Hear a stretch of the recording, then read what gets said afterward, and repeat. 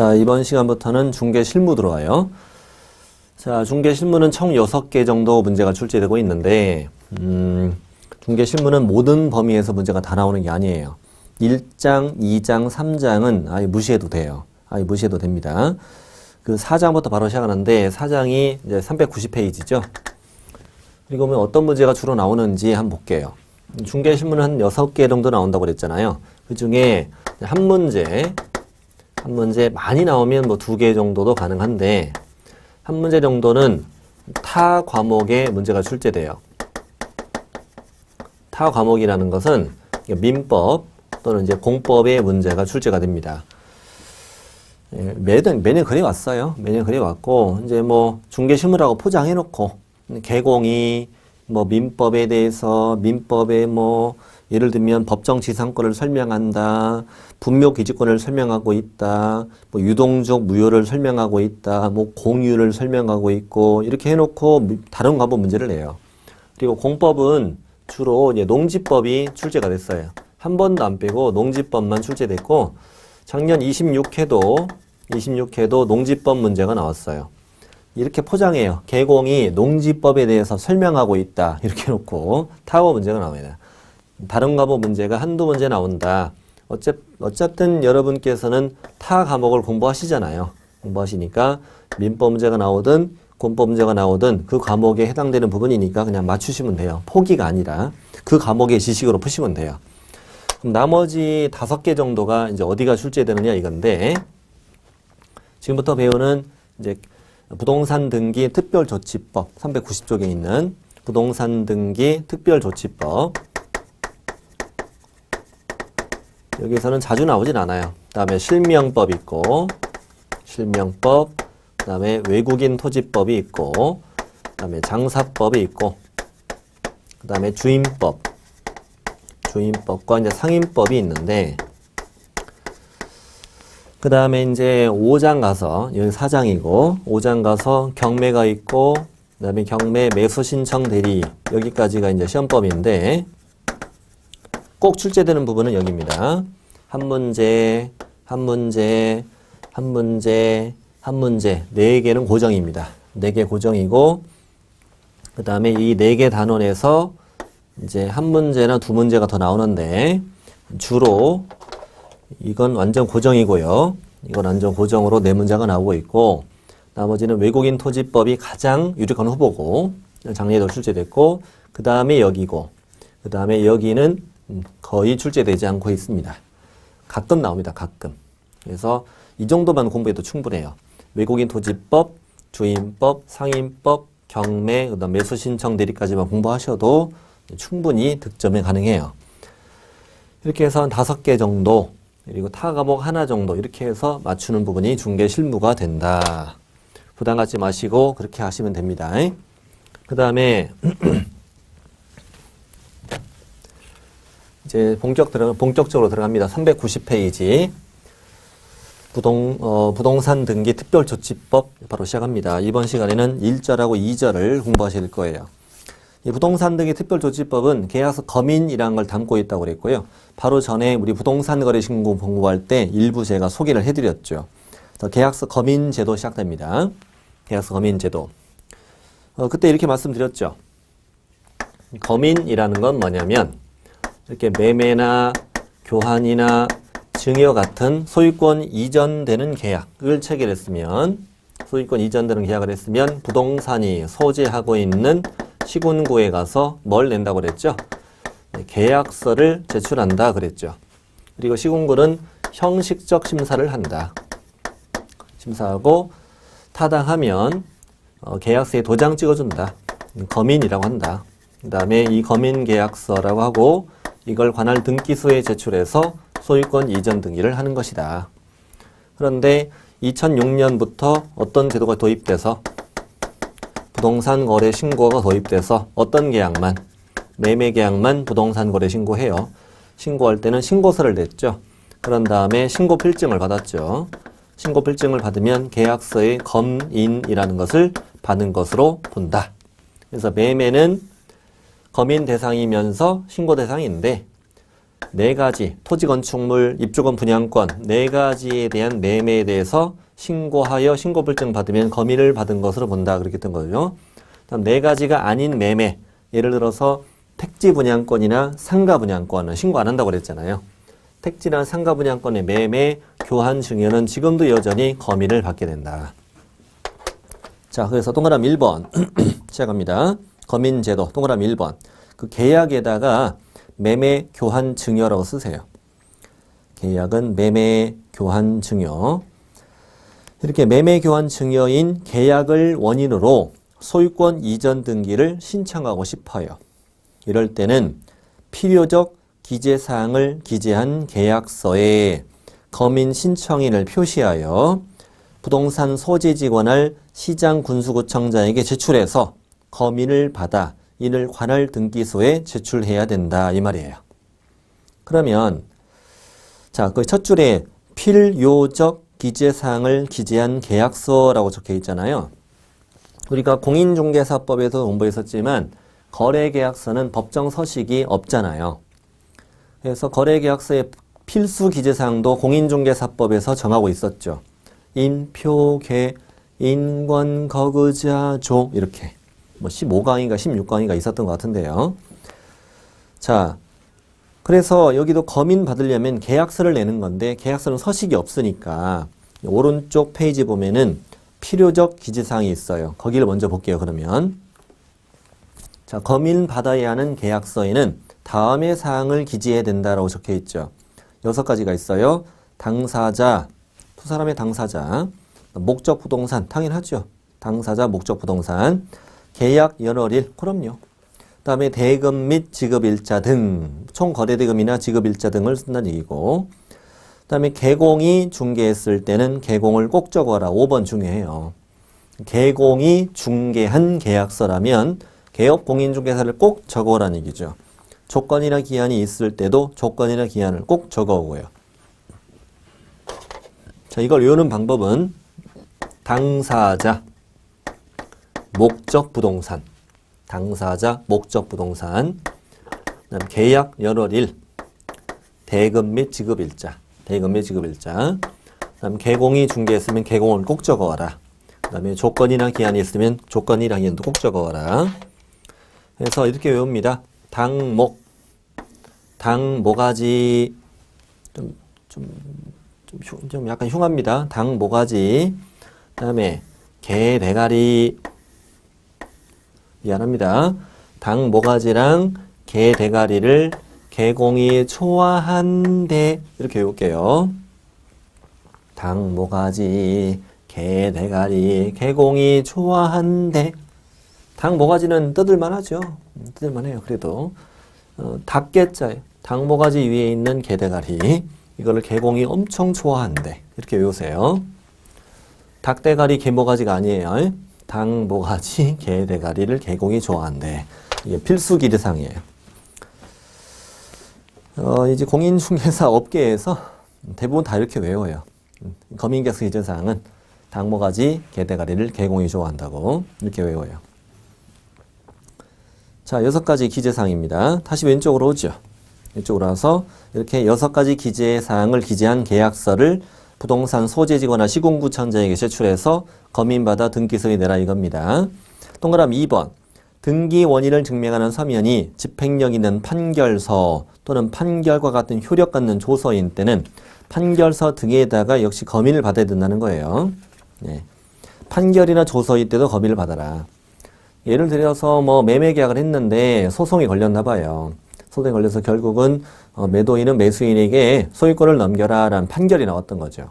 그러면 이미 매매 계약에 대해서 검의를 하고 또 신고를 해야 되는 기간 한참 지났을 거 아니에요. 이때는 늦게 할 수밖에 없었죠. 소송이 걸렸으니까. 그래서 이 판결문 조서를 시군구에 내고 거기 검인 받고 취득세 낼 거 내고 그 다음에 이제 관할 등기소에 판결 조서를 내면 된다 이 말이에요.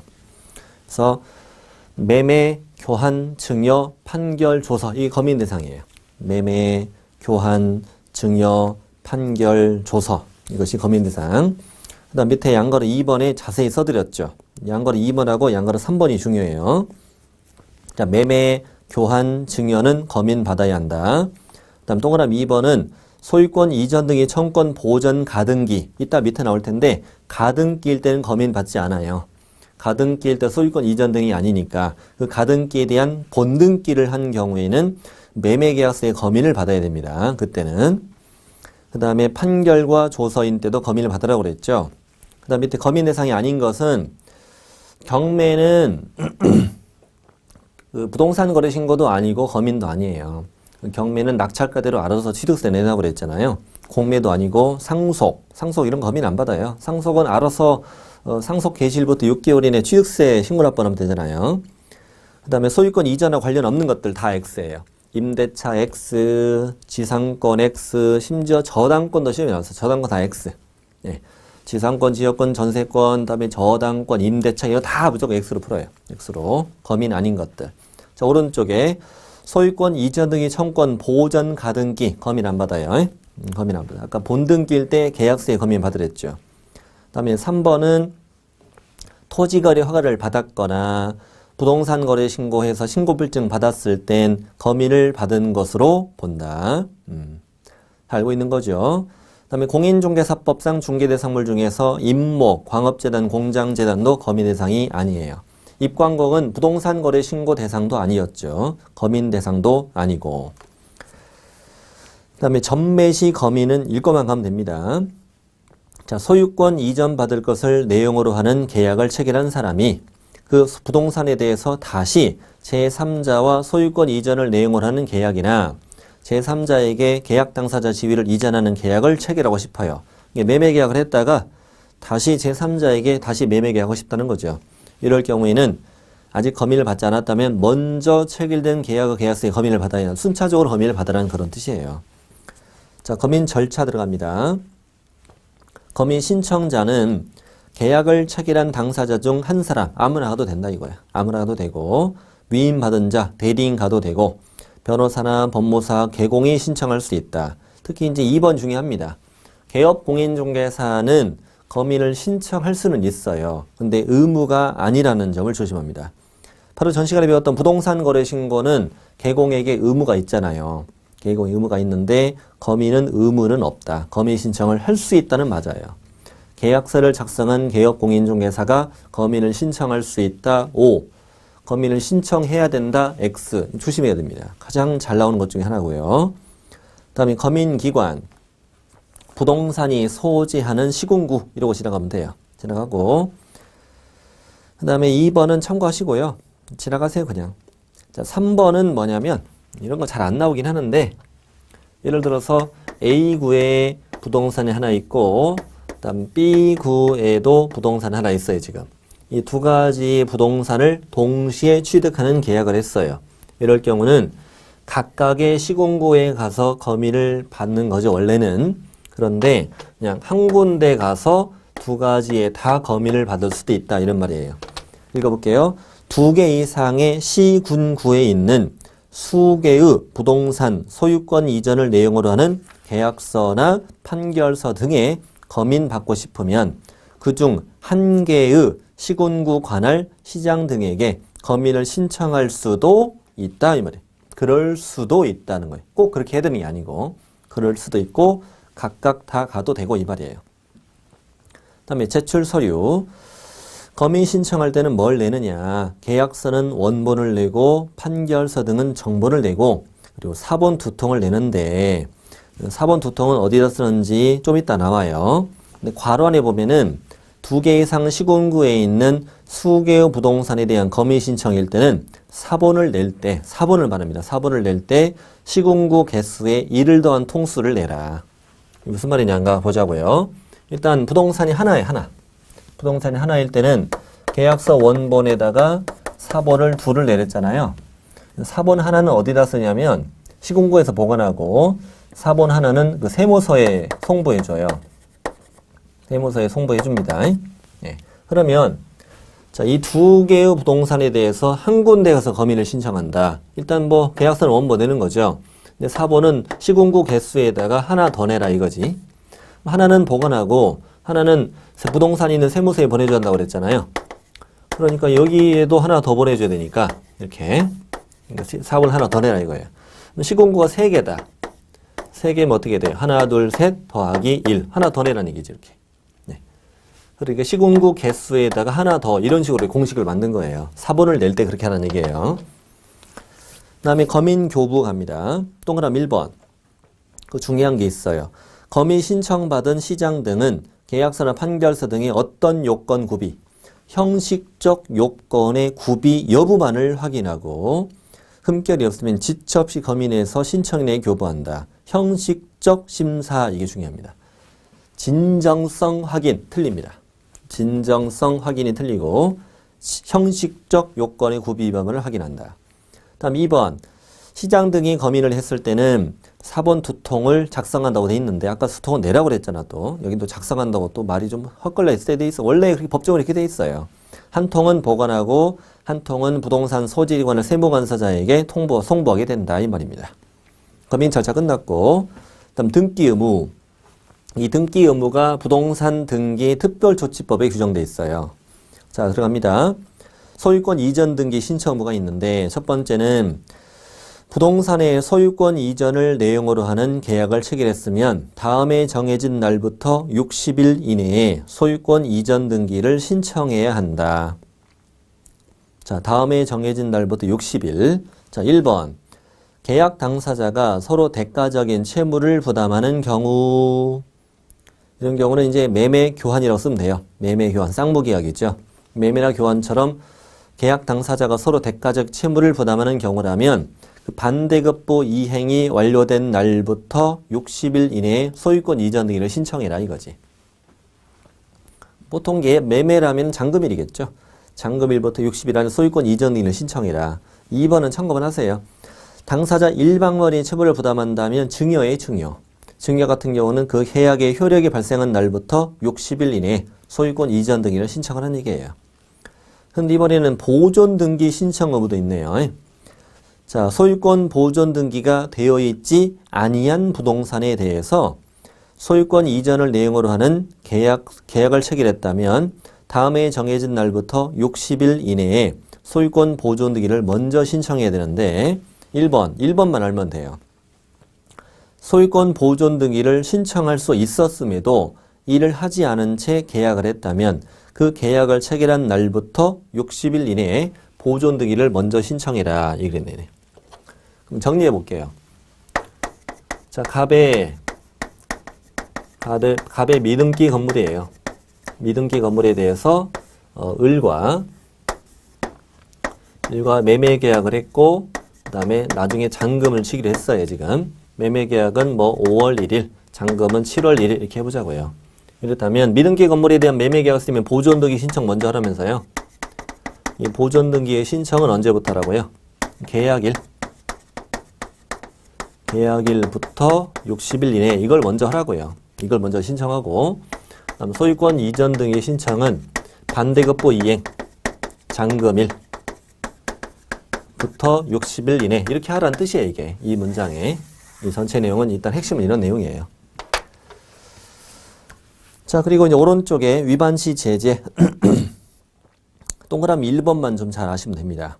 조세 부과를 면하려 하거나 다른 시점 간의 가격 변동에 따른 이득을 얻으려는 목적으로 미등기 전매한 자. 미등기 전매가 여기 들어있군요. 미등기 전매를 했으면 3년 이하 징역이나 1억 이하 벌금에 처한다. 이게 부동산 등기 특별조치법에 있는 내용이에요. 미등기 전매를 한 자는 3년에 1억이다. 그리고 우리 공인중개사법에서 뭘 배우냐면 이 미등기 전매를 중개했다. 투기 조장이 되죠.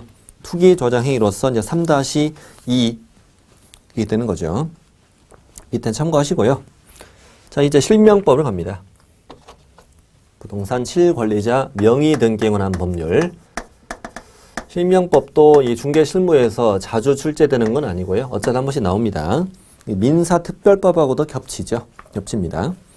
일단 실명법의 목적은요. 한번 읽어볼게요. 이 법은 부동산에 관한 소유권과 그 밖의 물권을 실체적 권리관계에 일치하도록 실권리자 명의로 등기하게 함으로써 부동산 등기 제도를 악용한 투기, 탈세, 탈법 행위 등 반사회적 행위를 방지하고 부동산 거래 정상화와 부동산 가격 안정을 도모해서 국민경제의 건전한 발전에 이바지함을 목적으로 한다. 참 감동적이에요. 부동산 실명법이죠. 일단 명의신탁 약정이라고 되어 있죠. 약정은 일종의 계약이에요. 계약. 자, 명의신탁 약정이 정의입니다.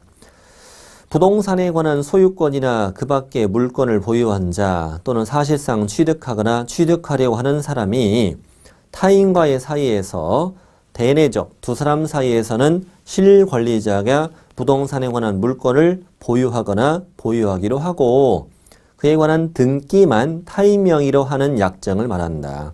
가등기를 포함한다는 거죠. 가등기도 타인 명의로 하면 명의신탁 약정이 된다는 얘기예요. 둘 사이에서는 실제 소유자가 소유권을 갖기로 하고 그 다음에 외부적으로는 이제 그 등기만 타인 명의로 한다는 얘기죠. 자, 명의신탁자는 실소유자를 말하죠. 다음 페이지에 명의수탁자는 등기부상 소유자를 말하는 거고 등기하는 자를 말하는 거고요. 그다음 실명등기 의무 동그라미 1번 실명법 법조문이에요. 누구든지 부동산에 관한 물건을 명의신탁 약정에 의하여 명의수탁자 명의로 등기해서는 안 된다 이렇게 돼 있어요. 그리고 그러므로 이 부동산에 관한 물건은 전부 다 모든 물건은 다 타인 명의로 등기하면 안 된다는 거죠. 그래서 채권 같은 경우 임차권 등기 같은 경우는 적용되지 않아요. 그다음 2번에 채무 변제를 담보하기 위해서 채권자가 부동산에 관한 물건을 이전받는 경우 뭐 양도담보 같은 거 있잖아요.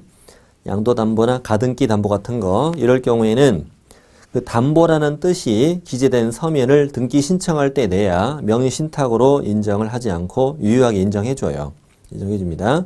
양거로 5번부터는 중요하죠, 이제. 자, 둘 간에 이루어진 명의신탁 약정.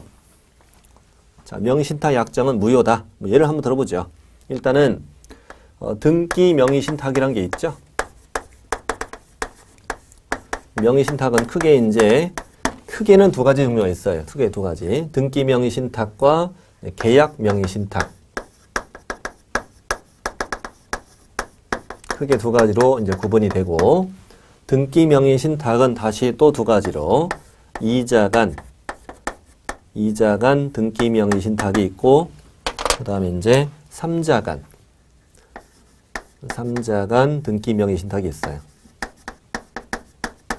자, 그럼 이자간은 뭐냐면 말 그대로 두 사람 사이죠. 신탁자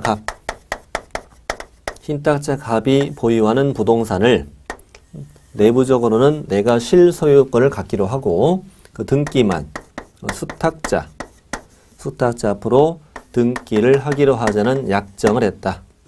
이렇게 등기를 했다 이겁니다. 그 자꾸 명의신탁의 효력 실명법 제4조죠. 4조 1항, 2항, 4항이에요. 자, 명의신탁 약정은 뭘로 한다? 명의신탁 약정은 무효로 한다. 이 약정은 없었던 일이다 이거야. 자, 계속 이어서 2번. 이 명의신탁 약정에 따라 이루어진 부동산에 관한 물권 변동은 무효로 한다. 이에 따라 이루어진 등기도 뭘로 한다는 거죠? 무효로 한다 이거죠. 무효로 한다. 다만부터는 이따가 나올 계약 명의신탁이에요. 계약 명의신탁이니까 이따가 읽을게요. 자, 3번. 명의신탁 약정 무효 및 물권 변동의 무효는 제3자에게 대항하지 못한다. 그러니까 수탁자가 내 앞으로 등기는 돼 있잖아요. 등기는 무효지만 이 제3자에게 처분했다는 거죠. 제3자에게 처분했다면 제3자 병은 선의 또는 악의를 따지지 않고 선악불문하고 제3자는 등기를 유효하게 취득한다는 뜻이죠. 제3자에게 대항하지는 못한다 이 말이죠. 이게 실명법 4조 1항, 2항, 4항이에요. 명의신탁 약정은 무효로 하고 이에 따라 이런 등기도 무효지만 이 무효는 제3자에게 대항하지 못한다 이런 내용이에요. 그래서 이제 밑에 본론 들어갑니다. 명의신탁의 유형 첫 번째 이자간 등기 명의신탁. 자, 그림 제가 칠판에 그려놨습니다. 이렇게 쓸 경우에 효력 동그라미 1번 신탁자와 수탁자 사이의 명의신탁 약정은 무효이고 그리고 수탁자 앞으로 이루어진 등기도 무효이다. 그러니까 물권 변동은 무효로 한다고 그랬잖아요. 그래서 여전히 소유권은 누구한테 속한다? 실소유권은 실소유자는 누구예요? 여전히 갑에게 있다 이거지. 소유권은 여전히 갑에게 있다. 자, 2번. 명의신탁자는 제3자에게 대항하지 못하므로 수탁자가 제3자에게 처분한 경우 제3자는 선악 불문하고 소유권 취득한다. 악이라는 것은 옛 것이 아니라는 걸 알았다는 거잖아요. 그 안다는 사실만 가지고 이게 무효가 되는 건 아니지 않습니까? 그리고 사실은 이게 법리상으로 본다면 약정 무효고 등기도 무효라면 제3자에게 팔아도 이건 무효가 돼야 되잖아요. 근데 이 명의신탁을 하는 것을 이제 허용하지 않기로 막기 위해서 법률에다가 이렇게 유효라고 만든 거죠. 이런 죄를 보호하지 않겠다는 거죠, 지금. 선악불문하고 취득한다. 그러나 이때도 저 수탁자의 처분 행위는 갑에 대한 배신 행위이므로 이 수탁자의 처분 행위에 적극 가담을 했을 때는 당연히 뭐다? 무효가 됩니다. 그때는 무효가 됩니다. 네. 다음 오른쪽에 이제 3번은 뭐냐면 수탁자가 제3자에게 처분한 이 행위 있죠? 처분의 행위는 당연히 횡령죄로 처벌이 된다. 횡령죄로 처벌된다. 내 거 아닌 걸 팔아먹었잖아요. 자, 이제 동그라미 4번입니다. 동그라미 4번. 자, 지금 이제 갑과 을 사이로 한번 돌아온 거예요. 갑하고 을 사이로 한번 돌아와 봤어요. 제3자 협의하기 전에. 자, 갑이 을한테 이제 때가 됐으니까 나한테 넘겨라 그랬더니 을이 정들었대. 우리 아들도 내 건 줄 안대. 그래서 나 못 주겠다고. 그럴 경우에 을이 등기 넘기는 걸 거부한다는 거예요. 그럼 이때 갑은 어떻게 하면 저 등기를 다시 내 앞으로 회복할 수 있을까 이거예요. 자, 명의신탁 약정은 무효죠. 명의신탁 약정은 무효이므로 이 약정을 해지하고 다시 이 약정을 해지하고 소유권 이전을 청구하는 건 돼야 안 돼? 안 돼요. 약정이 무효니까. 그래서 판례에 뭐라고 되어 있냐면 명의신탁 약정은 무효이기 때문에 신탁자는 명의신탁 해지에 기한 소유권 이전 등기를 청구할 수는 없다. 그럼 어떻게 되느냐? 수탁자부에 대한 등기가 무효니까 이 무효 등기에 대한 말소 청구를 할 수 있고 수탁자를 상대로 소유권 이전 등기 말소 청구를 하거나 진정 명의 회복을 위한 소유권 이전을 청구할 수는 있다 이거지. 그러나 이렇게 만약에 갑이 을에게 말소 청구를 한다거나 진정 명의 회복을 위한 소유권 이전을 청구한다면 이제는 이 둘 사이에 명의신탁 약정이 있다는 사실이 다 드러나게 되니까 처벌돼요. 이따가 처벌됩니다. 얘는 5년 이하 징역이나 2억 이하 벌금으로 처벌되고 얘는 3년 이하 징역이나 1억 이하 벌금으로 처벌이 돼요. 처벌이 되니까 뭐 이거는 개길만 하죠. 을이. 형님 한번 해봐. 우리 같이 감옥 가게. 내가 2년 먼저 나오네. 뭐 이런 식이죠 지금. 네. 가능하다는 얘기예요. 이게 2자간 등기명의 신탁이에요. 자, 3자간 등기명의 신탁합니다. 자, 이제 3자간은 뭐냐면 말 그대로 세 사람 있는 거죠. 자, 여기는 매도인. 매도인은 A고 그 다음에 신탁자 갑, 그 다음에 수탁자 을 이렇게 해볼게요. 자, 매도인의 부동산을 신탁자와 둘이 매매 계약을 했어요. 매매 계약을 했는데 이미 얘 둘 사이에 명의신탁 약정을 맺고 갑이 을 A한테 부탁을 했죠. 등기만 누가 앞으로? 을 앞으로 해줘요. 이렇게 부탁을 한 거예요. 이렇게 한 경우를 우리가 이 3자간 등기 명의신탁이라고 해요. 자, 매매 계약은 갑과 A가 하고 등기는 A에서 을로 갔다는 거죠. 그렇다면 당연히 A는 이 둘 사이에 이 약정이 있다는 사실을 당연히 알죠. 계약은 이렇게 하고 등기를 이렇게 넘겼으니까. 그러면 실명법 그대로 적용됩니다. 명의신탁 약정은 뭐다? 무효다. 이에 따라 이제 등기도 뭐다? 무효다. 그럼 여전히 실소유권은 누구한테 있어요? A한테 여전히 남아있는 거죠. 그리고 똑같아요. 아까랑. 제3자에게 처분했을 때 선악불문하고 여전히 유효하게 취득한다. 취득하고 갑은 제3자에게 대항할 수 없다. 그리고 이때 을은 내 거 아닌 걸 처분했죠. 그러니 이때도 당연히 횡령죄로 처벌이 된다. 똑같아요. 똑같이 가요. 다시 이제 이 둘 사이로 오죠. 둘 사이로 왔을 때 신탁자가 수탁자에게 등기 나한테 넘기라고 넘겼어. 그냥 이렇게 넘겨주면 돼요. 넘겨주면 등기는 유효하게 넘어갑니다. 실체력 관리 관계에 부합하기 때문에 이 등기는 유효합니다. 그런데 이제 을이 등기 이전을 거부할 경우에 어떻게 되느냐. 이때 판례가 뭐라고 하냐면 갑과 A 사이에 체결된 계약, 이 매매 계약을 무효로 하는 규정은 없으므로 이 매매 계약은 여전히 뭐함으로 유효함으로 이 갑은 이 매매 계약에 대한 소유권 이전 등기의 신청할 수 있는 권리가 여전히 있고 그래서 이 매도인을 대위하여 이 수탁자 명의 등기 말소를 청구하고 이 매매에 대한 소유권 이전 행위를 청구해서 회복할 수는 있다 이렇게 됐죠. 근데 이 경우에는 이제 셋 다 잡혀가죠. 셋 다 잡혀가. 얘는 5년에 2억, 3년에 1억, 명의신탁을 방조한 사람, 도와준 사람, 1년에 3천, 1년이 이어지면 3천의 벌금에 처벌됩니다. 셋 다 잡혀갑니다. 그래서 이제 1년 있다 나오고, 3년 있다 나오고, 5년 있다 나옵니다. 자, 그런 내용이에요. 이게 3자간 등기명의 신탁이고요. 이제 동그라미 밑에 효력 1, 2, 3, 4, 5 방금 다 제가 읽어드렸습니다. 다 읽어드렸고, 다음 페이지. 이제 계약명의 신탁이라는 게 들어갑니다. 계약명의 신탁도 이제 세 사람이 등장하는데, 첫 번째 이제, 자, 매도인은 A고요. 자, 신탁자 갑과, 그 다음에 수탁자 을, 이 둘 사이에 자, 명의신탁 약정이 있었습니다. 어떤 약정이 있었냐면 갑이 을에게 매수 자금을 줍니다. 매수 자금을 지원해요. 그리고 을이 직접 A를 만나요. A를 만나서 자기가 직접 매매 계약을 하고 을 앞으로 등기를 한 상황이에요. 자, 그러면 이 매도인 A 있죠? 매도인 A는 이 둘 간의 약정을 모를 수도 있죠. 일단 을이 이 매수 자금이 얘 거 아니다 라고 얘를 숨기면 모르는 거니까. 물론 알 수도 있어요. 어떻게 말아요? 이 돈은 내 거 아니고 나 을로부터 받은 돈이야 이렇게 얘기하면, 갑으로 받은 돈이 이렇게 얘기하면 아는 거죠. 일단 선의인 경우에 주로 출제가 돼요. 이럴 경우에 갑과 을 사이에 이 중에 주의하셔야 돼. 이 명신탁 약정은 다 무효예요. 이거 무효입니다. 다만 을 앞으로 이루어진 소유권 이전 등기는 뭐다? 유효하다. 이게 중요하죠.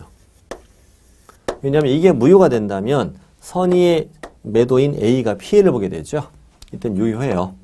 그러면 부동산의 소유권이 완전히 누구한테? 을한테 넘어왔다 이거지. 네. 그리고 이때는 제3자에게 처분했을 때 이건 법리상 유효가 되죠. 법리상 유효가 되고, 그리고 이때는 을의 처분 행위는 이것도 시험에 예전에 나왔었네요. 횡령죄로 처벌된다 안 된다? 안 된다. 내 걸 팔아먹었잖아. 횡령죄도 아니다 이거예요. 네. 자, 그러면 매도인이 만약에 악의가 된다고 어떻게 되나? 악의. 둘 간의 약정을 안다는 얘기지. 약정을 알 경우에는 당연히 명의신탁 약정 무효, 등기도 무효가 됩니다. 무효가 됩니다. 그러니까 이 등기가 유효하니까 주의할 점이 이 명의신탁 약정도 유효 이렇게 거짓말을 잘하거든요. 조심해야 돼요. 명의신탁 약정은 셋 다 무효, 다 무효인데 이 등기만 유효하게 된다는 얘기예요. 이것만. 자, 그 다음에 이제 문제는 이거죠. 갑과 을 사이로 다시 와서 갑이 을에게 등기 넘겨줘 해서 넘기면 돼. 근데 등기 이전을 거부할 경우에는 자, 현재 을 앞으로 이루어진 등기가 유효하잖아요. 유효니까 갑은 을에게 이 말소 청구하는 것도 말도 안 되고, 그리고 역시 얘를 대위한다는 것도 말이 안 되는 거죠. 처음부터 A는 이 둘 간의 약정을 몰랐으니까.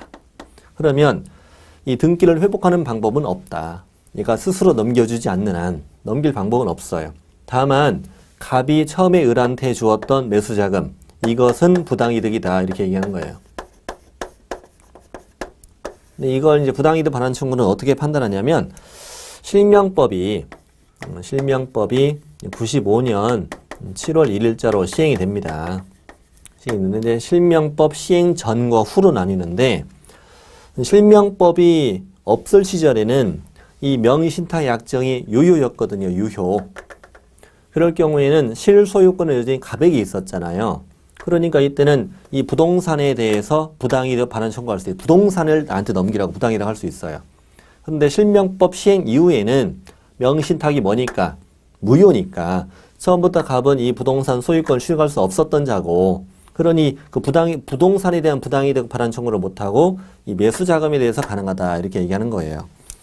그래서 내용을 한번 읽어보면은 효력에 동그라미 1번, 2번 좋고, 그 다음에 3번도 했고, 4번, 5번, 번호를 잘못 썼네요, 제가. 죄송합니다. 1, 2, 3번, 4번, 5번. 거기 프린트 된 건 이제 5번, 6번이죠. 자, 읽어보죠. 밑에 두 개. 매도인이 선일 경우에, 매도인이 선이라면 수탁자는 유효한 소유권 취득하기 때문에 신탁자는 수탁자에게 무효의 명신탁을 이유로 소유권 이전 등의 말소 청구를 할 수 없다. 다만 매수자금에 대한 부당이득 반환 청구는 가능하다. 그 다음 이후에 2번, 그 다음 이어서 실명법 시행 후에 체결된 명신탁 약정인 경우 매수자금에 대한 부당이득 반환 청구를 했을 뿐이라는 얘기지. 그래서 부당이득 반환 청구를 할 수 있다는 얘기입니다. 매수자금에 대해서. 자, 오른쪽에 갑니다. 현재 우리는 방금 세 가지 유효의 명신탁 약정을 배웠잖아요. 자, 이제는 명신탁 약정이 아예 아닌 경우, 명신탁 약정으로 인정하지 않는, 해도 되는 거죠. 그러니까 양도담보나 가등기 담보는 명신탁 약정으로 보지 않는다. 그 다음 상호 명의신탁은 뭐냐면 부동산의 위치와 면적을 특정하여 2인 이상이 구분 소유하기는 약정을 하고 그 구분 소유자의 공유로 등기한다. 예를 들어서 이렇게 토지가 있는데 한 필지 토지죠. 한 필지 토지에 대해서 가상의 선을 그리고 왼쪽은 갑이, 오른쪽은 을이 구분 소유하는 약정을 둘이 했어요. 근데 이게 한 필지다 보니까 딱딱 구분해서 등기는 안 되잖아요. 그래서 등기는 어떻게? 등기는 공유로 등기를 했다는 얘기예요. 그러면 원래 공유 등기면은요, 내 지분 비율대로 전체를 사용 수행할 수 있는 건데 내부적으로 구분 소유 약정을 했으니까 얘는 이쪽을 사용할 수 없고 얘는 이쪽을 사용할 수 없잖아요. 그럼 서로 자기 지분의 반씩을 서로 명신탁을 해놓은 꼴이나 됐는데 그걸 명신탁 약정으로 보지 않겠다는 얘기죠. 다음에 신탁법 등에 따라서 신탁재산인 사실을 등기했을 때도 명신탁 약정으로 보지 않는다. 저 밑에 이제 4번은 뭐냐면 4번은 명신탁이긴 해. 명신탁이긴 하지만 이건 유효한 명신탁으로 인정하는 경우죠. 이런 것들을 뭐라고 불러요? 유효한 명신탁이라고 그래요. 유효한 명신탁.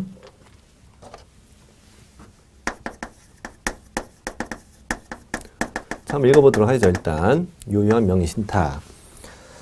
다음에 해당되는 경우는 조세포탈이나 강제집행의 면탈이나 또는 법령상 제한의 회피를 목적으로 하지 아니하는 경우에는 명신탁 약정 및 그 등기는 유효하다. 첫 번째, 종중이 보유한 부동산에 관한 물권을 종중 외의자의 명의로 등기를 했다. 두 번째, 배우자 명의로 부동산에 관한 물건을 등기했다. 배우자가 부부간에 부동산 샀는데 한 사람 명의로 등기했다는 거죠. 그다음에 종교단체 명의로 그 산하조직이 보유한 부동산에 관한 물건을 등기했다. 3번이 최근에 새로 신설된 제도이기도 하죠. 재작년에 신설됐어요. 그래서 문제가 출제되고 그랬어요, 이미. 이걸 유효한 명신탁이에요. 예를 들면 종중갑의 토지를 종원 을 앞으로 등기를 하기로 하자라는 명신탁 약정을 맺고 등기를 했다 이거예요. 그랬다면 조세포탈이나 강제집행의 면탈이나 또는 법령상 제한을 회피할 목적이 아니라면 이 명신탁 약정은 뭐고? 유효하고 이 등기도 뭘로? 유효로 인정을 해주겠다 이런 얘기죠. 이것도 명신탁이잖아요. 그래서 판례는 이렇게 얘기하죠. 판례는 소유자는 어떻게 판단하느냐? 대내적이라는 건 둘 사이에서는 누가? 갑이 소유자죠. 그러나 대외적 소유자는 누구다? 을이다. 을 앞으로 등기는 유효하니까 이렇게 표현합니다. 그리고 역시 이제 제3자에게 처분했을 때, 처분했을 때, 이건 법리상 당연히 뭐예요? 유효하죠, 유효. 유효한데, 선악 따지지 않아, 이때도. 선악을 따지지 않는데, 다만, 을의 행위는 이것도 배신의 행위죠. 그래서 이 경우는 을이 역시 또 어떻게 했을 때, 적극 가담했을 때는 무효가 됩니다. 무효가 됩니다. 이게 법리가 그대로 적용되는 거고요. 그럼 이제 좌우를 비교해요. 좌우 한번 비교해 볼게요. 좌우를 한번 비교해 볼게요. 비교해 보면은 여기는 무효, 이것도 무효, 제3자에겐 유효, 적과 같다면 무효. 여기는 유효, 유효, 그다음에 유효, 적과 같다면 무효 이렇게 되잖아요. 그러면 이때는 이 명의신탁, 무효의 명의신탁일 때는 둘 사이에서 이 등기를 넘기는 걸 거부했을 때 이 등기 말소 청구할 수 있었죠. 아니면 진정 명의 회복을 위한 소유권 이전 청구할 수 있었고. 근데 이때는 둘 간의 명의신탁 약정이 뭐니까? 유효하니까 이때는 종중은 이 명의신탁 약정을 뭐하고? 해지하고. 이걸 명의신탁 약정을 해지하고 소유권 이전을 바로 청구할 수 있다. 이렇게 법리가 적용되는 거예요. 자, 좋습니다. 밑에 이제 유효한 명의신탁 관련 판례가 쭉 있고 한번 읽어보시면 다 이해됩니다. 1번의 경우는 배우자인데 원래는 이제 무효인데 네 번째 줄에 신탁자가 수탁자와 혼인해서 법률상 배우자가 될 때는 위 특례 예외 사유에 해당되지 않으면 그때부터는 특례가 적용되어서 명의신탁 등기가 유효가 된다. 원래는 부부 아니었다 갑자기 부부가 됐다는 얘기죠, 이게. 그 다음에 2번 읽어보시고 3번은 뭐냐면 3번은 이 유효한 명의신탁일 때는 대외적 관계에서 수탁자만이 그 소유권자로서 그 재산에 대한 제3자의 침해에 대한 배제를 구할 수 있다. 신탁자는 수탁자를 대위해서 권리를 행사할 수 있는 거지 직접 제3자에 대한 침해 배제를 구할 수는 없다 이거죠. 네. 이렇게 유효한 명의신탁일 때는 수탁자법으로 이루어진 등기가 유효하니까 이제 수탁자가 침해 배제를 청구할 수 있는 거고 수탁자의 경우는 신탁자의 경우는 수탁자를 대위해서 가능하다는 얘기죠. 다음 4번의 경우는 수탁자 명의의 점유는 성질상 자주점이라고 할 수 없다 이런 얘기예요. 자, 뒤로 갑니다. 이제 각종 벌칙도 여기도 출제가 되고 있는데 자, 명의 신탁자와 교사자는 그렇게 하도록 시킨 거죠. 명의 신탁자는 뭐라고 쓰냐면 큰형님이라고 쓰세요. 큰형님. 큰형님은 몇 학년 몇 반이에요? 5학년 2반이라고 써요. 5학년 2반. 저처럼 써도 괜찮아요. 큰형님은 5학년 2반. 수탁자는 3년에 1억이죠. 3학년 1반. 수탁자는 뭐라고 쓰냐? 작은 형. 작은 형 이렇게 쓰세요. 작은 형. 작은 형은 3학년 1반이고요. 실명등기 위반을 방조한 자, 도와준 사람은 거기다 쓰세요. 막둥이. 막둥이는 1학년 3반. 2살 터울의 삼형제예요.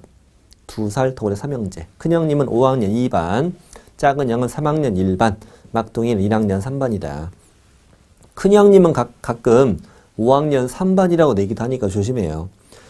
5.3 하면 떠오르는 건 불고기죠. 5.3 불고기. 큰형님은 고기를 안 좋아해요. 오이, 당근, 호박, 이게 야채, 채소를 좋아해. 그래서 큰형님은 채식주의자라고 쓰세요. 큰형님은 채식주의자. 5학년 2반, 오이만 먹는다고. 그 다음에 과징금은 실소유자, 신탁자에게 과징금을 추가로 부과해요. 과징금은 과태료 같은 성격인데요. 부동산 가액의 100분의 30에 해당하는 금액의 범위에서요. 범위에서. 100분의 30 범위에서 과징금 부과해요. 다음 2번.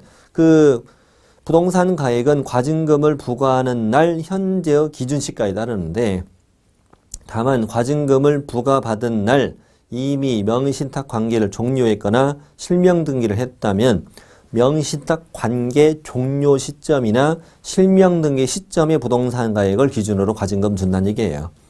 다음 이행강제금은 뭐냐면 과징금을 받았는데도 과징금을 받았으면 지체 없이 부동산 물건을 실명등기해야 되는데 동그라미 2번 과징금을 받고도 1년 넘게 실명 등기를 하지 않으면 100분의 10만큼 확정금액이건 범위가 아니고 100분의 10만큼 이행강제금.